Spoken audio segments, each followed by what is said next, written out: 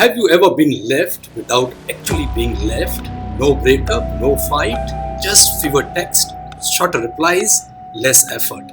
And one day you realize it's over. But nobody said it. That's called the slow fade. It started perfectly.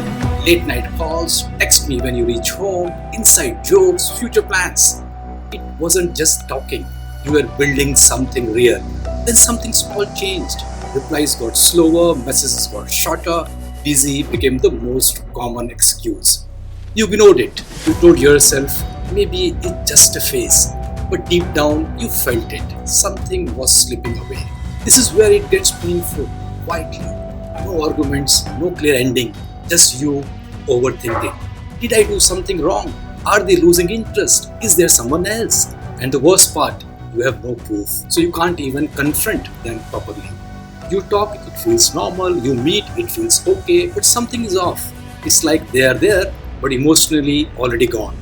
So what do? You try harder, more text, more effort, more patience, because you believe if I love more, they will come back. But the truth, you're trying to hold on to someone who has already started letting go. Why do people do this? Because ending things directly takes courage, and fading away takes nothing. They don't want confrontation, they don't want guilt, they don't want to feel like the bad person, so they choose the easiest exit. They slowly disappear.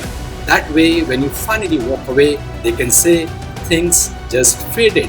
But the truth, it didn't just fade. They choose to stop showing up.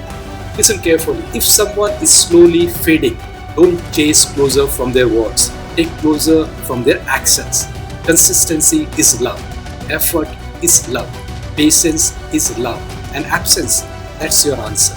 Closer isn't what they say, it's what they stop doing. Thank you.